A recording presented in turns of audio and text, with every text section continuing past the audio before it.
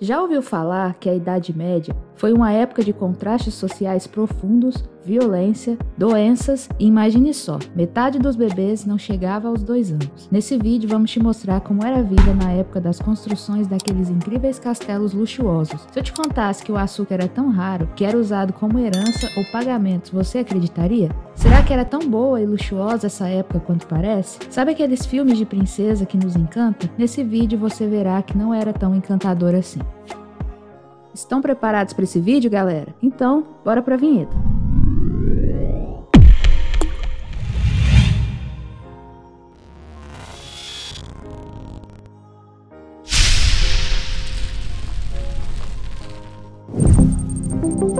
Por que o nome Idade Média?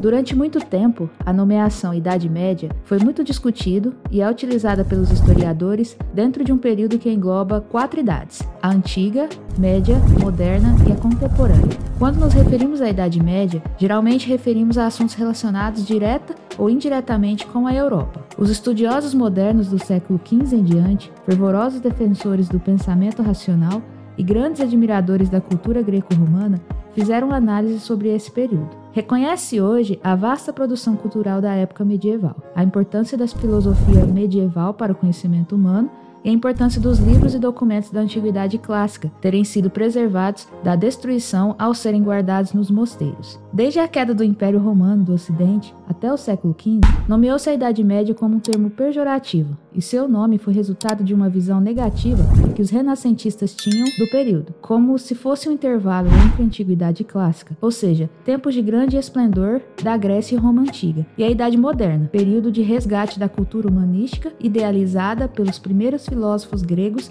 e concretizada pelos romanos. A Idade Média é um dos 4 grandes períodos da história, segundo a divisão moderna realizada pelos historiadores. Dia a dia. As condições de vida da população na Idade Média eram muito duras. A expectativa de vida era pequena, apenas de 35 anos. A mortalidade era bastante elevada e aqueles que ultrapassavam os 40 anos de idade eram considerados velhos. As guerras proliferavam, as doenças eram costumeiras e não existiam remédios eficazes para combatê-las. As cidades careciam de redes de esgoto, por isso os dejetos das casas eram jogados diretamente nas ruas, por onde circulavam também animais domésticos como galinhas e porcos. Por causa de todas essas condições, as doenças eram frequentes. Alguns historiadores consideram que a Idade Média foi um período sem evolução na cultura e na ciência. Por isso, por bastante tempo, a época foi chamada de Idade das Trevas. Na época, a organização social e política era o feudalismo, que surgiu na segunda metade do século VIII, e a economia se baseava no trabalho servil, onde os servos, ou criados, trabalhavam em troca de proteção e de uso da terra, na agricultura de subsistência, onde o sistema de produção agrícola oferecia sobrevivência ao agricultor e a família dele, com o plantio de frutas e legumes, e no escambo, onde eram realizadas as trocas de mercadorias. Já a divisão social acontecia assim: no topo, os reis e os nobres, abaixo deles, o clero, que era a igreja. Vamos falar melhor como era a religião nessa época no final do vídeo. Os comerciantes e os homens livres, com trabalho mais valorizado, como artesãos. Por fim, os servos, como falamos, trabalhavam em troca de proteção e do uso das terras. A nobreza, ou senhor feudal, como eram conhecidos, recebia do rei um pedaço de terra e criados. Então os nobres construíam castelos nessas terras, organizando feudos, onde os criados podiam plantar e criar animais. O que era vendido disso gerava lucro para o senhor feudal. A maioria das pessoas que viveram na Idade Média residiam no campo e trabalhavam como agricultores. Comida. A população vivia dos produtos que cultivava. Qualquer calamidade, como secas e inundações, ocasionava grandes períodos de fome. Na Idade Média, as pessoas interpretavam as calamidades de acordo com as suas superstições, considerando intervenções do demônio ou castigos de Deus. Em vários períodos, houve falta de alimentos e a fome se espalhou por muitas regiões da Europa, vitimando os mais pobres. Menos da metade dos recém-nascidos sobrevivia ao primeiro ano de vida, e muitas mulheres morriam no parto. A base da alimentação medieval eram os cereais, as verduras e os legumes. Alguns possuíam galinhas, vacas ou ovelhas, que lhes davam ovos, leite e queijo. Apenas os mais ricos consumiam carne e peixes regularmente, bebiam vinho e cerveja. Além disso, haviam muitos roubos e saques feitos por grupos em diversas regiões da Europa, provocando nas pessoas um grande sentimento de insegurança. Os vikings costumavam roubar gado, cavalos e comida por onde passavam. O camponês passa metade de seu tempo útil trabalhando no chamado manso sensorial, a área de plantio do latifúndio. Ele mesmo vive e cultiva seu alimento nos arredores. Tudo que planta ali é seu, mas não tem direito a manter em casa fornos ou moinhos. Para usá-los, paga aluguel na forma de produtos que colheu nas terras de controle do senhorio. No almoço ou no jantar, comiam quase sempre pão escuro e uma sopa de vegetais, legumes e ossos. Carne, ovos e queijos eram caros demais, só em ocasiões especiais. Na mesa dos nobres, entretanto, não faltava uma grande variedade de peixes e carnes, quase sempre secas e salgadas, para se conservar durante o inverno. No verão, para disfarçar o gosto ruim e o mau cheiro da carne estragada, a comida era cozida com especiarias e temperos fortes, raros e exóticos, que vinham do Oriente, custavam caro e eram difíceis de obter. O açúcar, outra raridade, era considerado um luxo e usado até como herança para pagamento de dotes. O vinho era consumido em grande quantidade em quase todas as regiões, e os habitantes do norte da Europa também costumavam consumir a cerveja.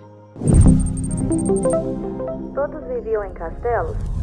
Muitas pessoas têm imagens de grandes castelos ao pensar na Idade Média. No entanto, a maioria dos indivíduos viviam em pequenas casas de 1 ou 2 cômodos. No campo, os animais da família, como a vaca, também podiam morar dentro da casa. Essas casas eram apertadas e geralmente todos da família dormiam e comiam no mesmo quarto. Nesse cômodo ficava também o fogo usado para iluminar a casa e para esquentar o ambiente. Os camponeses viviam em cabanas cobertas de palha, com piso de terra batida, e a casa geralmente estava escura, úmida, esfumaçada do fogo e desconfortável. Por volta do ano 1000, a Europa encheu-se de castelos fortificados, ao ponto de algumas regiões ou territórios adotarem seus nomes. Nesses castelos viviam apenas os senhorios, que controlavam suas extensas terras, e os camponeses, que trabalhavam nessas terras, moravam agrupados em aldeias ao pé das fortificações. Os camponeses, em sua maioria, eram servos que estavam presos ao trecho de terra em que viviam até o fim da vida. O senhorio cedia-lhes terras em troca de parte da colheita, ou uma renda em dinheiro e trabalho nos campos que reservavam exclusivamente para o seu consumo.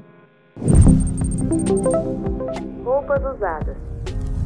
Os camponeses vestiam-se de modo simples, com roupas de lã grosseira. Os homens usavam túnicas e as mulheres vestiam saias largas e corpete, cobrindo a cabeça com um lenço, um gorro ou uma mantilha. Os ricos, porém, usavam roupas muito mais elaboradas, feitas de lã fina, veludo e até seda. Os homens geralmente usavam túnica, meias de lã, calças e um manto. As mulheres usavam a saia longa chamada kirtle, um avental, meias de lã e uma capa. Apesar do que se diz, as pessoas tentavam se manter limpas na medida do possível, mas como o ambiente naquela época não ajudava, era difícil manter um cheiro de lavanda. A nobreza tinha alguns objetos para higiene, como jarros de água e panos umedecidos. Já os camponeses usavam um método simples: retiravam a água de um poço ou de um rio e aqueciam na fogueira para tomar banho. Quando não havia opção, o jeito era esperar pelas chuvas. Como você pensaria em manter a higiene nessa época? Difícil, não é mesmo?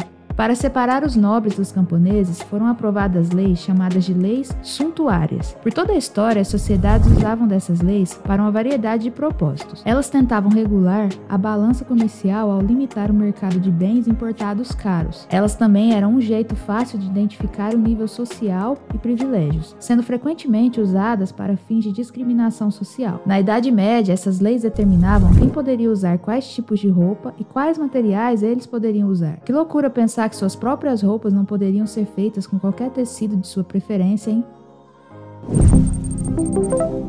Festas.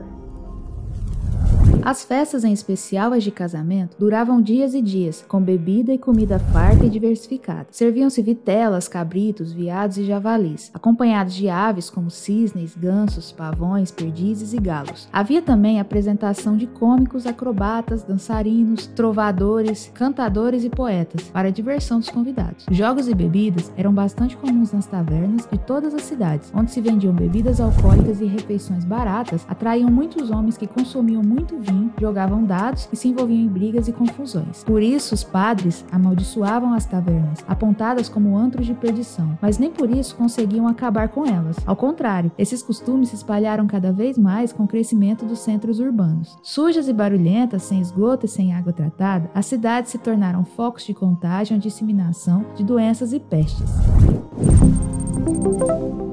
Religião.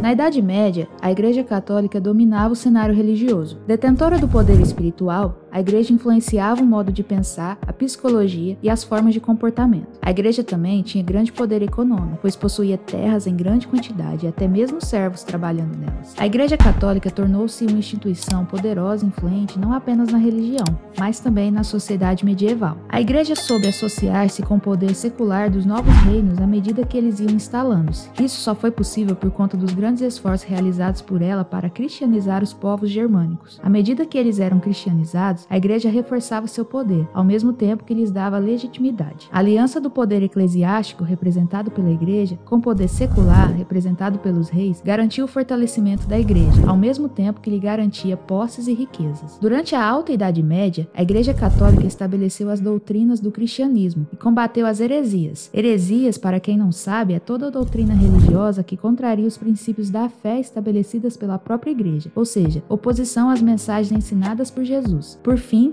a Alta Idade Média foi marcada pelo surgimento do islamismo. Essa religião surgiu no século VII, por meio de Muhammad, seu profeta. Os muçulmanos acreditavam que Muhammad recebeu uma revelação de Alá, fazendo com que ele iniciasse a pregação do islamismo a partir de 612. Em 622, ele fugiu de sua cidade, Meca, porque passou a ser perseguido por suas pregações. Instalou-se em Medina e de lá liderou uma guerra contra Meca, cidade que ainda praticava a religião pagã, existente na Península Arábica até então. Muhammad conseguiu conquistar Meca e toda a Península Arábica. Depois de sua morte, os seguidores de Muhammad continuaram levando a mensagem de Alá, e por isso conquistaram regiões no Oriente Médio, no norte da África e na Península Ibérica. Na Europa, os muçulmanos derrotaram os visigodos e só foram barrados pelos francos durante a Batalha de Poitiers, que ocorreu em 732, e se deu quando os muçulmanos tentaram conquistar a França e foi considerada um dos mais importantes conflitos travados entre a cristandade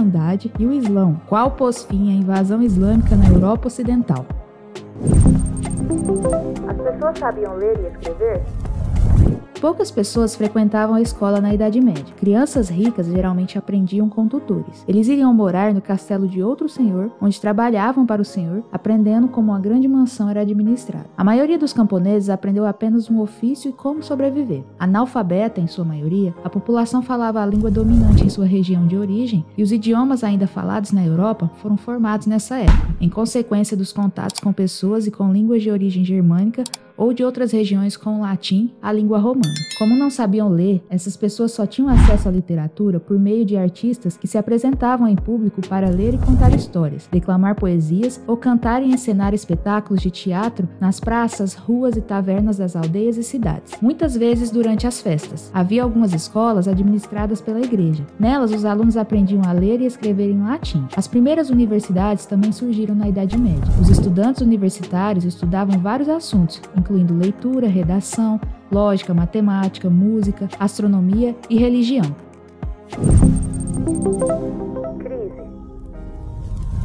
A crise que aconteceu no século XIV pode ser resumida em 3 palavras: fome, peste e guerra. Primeiro precisamos entender que ao longo do século X, a Europa Ocidental teve sua população aumentada, principalmente por causa do fim das guerras bárbaras. O aumento populacional teve como consequência o aumento da produção agrícola. Para o plantio e a colheita, novos instrumentos como a charrua foram criados a fim de atender a demanda. Porém, o uso intensivo do solo reduziu sua fertilidade, gerando crise na produção e causando a fome da população europeia. A reaproximação entre Ocidente e Oriente proporcionou não somente a retomada da atividade comercial, mas também doenças. A peste negra foi um dos grandes surtos epidêmicos da história da humanidade e veio do Oriente, provocando a morte de mais de 30% da população europeia. A doença era contraída a partir do contato humano com pulgas infectadas pela bactéria Yersinia pestis, contraída através do contato com pulgas e ratos infectados ou pelas vias respiratórias a partir do contato com pessoas infectadas. A peste negra foi uma doença que matou milhões de pessoas. Com o alto número de mortes, começou a faltar mão de obra para o trabalho no campo. Os poucos servos que ainda trabalhavam nos feudos tiveram que trabalhar mais. Isso gerou uma revolta servil que abalou a estrutura feudal. Outra batalha muito significativa da época foi a Guerra dos 100 Anos, entre os anos 1337 e 1453, conflito entre ingleses e franceses. O efeito da guerra na história europeia foi duradouro. O poder dos reis fez-se valer e garantiu a vitória da França sobre a Inglaterra. Foi nessa guerra que a camponesa Joana d'Arc se tornou uma corajosa guerreira, impondo derrotas contra os ingleses em decisivas batalhas. Para os franceses, ela é uma heroína nacional. Essa guerra demonstrou a força dos reis, que deixaram de ser apenas chefes militares para se tornarem monarcas absolutistas, unindo seus súditos para lutarem contra os inimigos do reino. A ascensão dos reis representou o enfraquecimento dos senhores feudais, colaborando para a formação dos estados nacionais a partir do século XV. Quando começou e quando terminou a Idade Média? A Idade Média começou na segunda metade do século V. Pela tradição, a data que marca o início é o ano de 476, quando o imperador Rômulo Augusto é destronado. Desde os anos 300, a falta de controle de Roma sobre as províncias dava margem para as constantes invasões dos bárbaros, os estranhos povos do norte que não falavam latim. Moradores de áreas isoladas estavam sujeitos a ondas de saques permanentes, culpa, entre outros fatores, da desestruturação militar, decadência da economia baseada em escravos e a invasores de povos germânicos que habitavam a região leste das fronteiras de Roma. Na falta de um governo central forte, o jeito foi pedir ajuda aos ricos mais próximos. Acredita-se que o fim do período medieval seja marcado por dois fatos: a chegada de Cristóvão Colombo à América em 1492, que levou os europeus a ter novos interesses, descobrindo outros territórios, e a queda de Constantinopla, que é a atual Istambul, na Turquia, invadida pelos turcos por volta de 1453. Constantinopla era uma cidade de muita importância comercial para a Europa, permitia acesso à Índia, centro de compras e venda de produtos. Assim, a tomada do local representou a queda da cultura medieval. Alguns historiadores defendem a existência da longa Idade Média. Para eles, o rompimento com as tradições medievais deve ter acontecido depois dos séculos XV e XVI. Alguns até definem o fim da Idade Média em meados do século XVIII. A teoria é baseada no fato de a tradição feudal ter existido por mais tempo. E aí, você sabia que na época medieval era assim? Eu não sei vocês, mas eu parei para pensar aqui. Qual foi o maior tempo que já demorou entre uma chuva e outra? Já pensou ter que esperar chover para tomar banho? Deixe nos comentários quanto tempo você já ficou sem um banho. Para quem gosta de limpeza, viver nessa época com certeza não seria uma boa escolha. Não se esqueça de se inscrever e ativar o sininho para não perder os próximos vídeos. Bom galera, esse foi o vídeo de hoje. Se você gostou, deixe logo o seu like e compartilhe com seus amigos.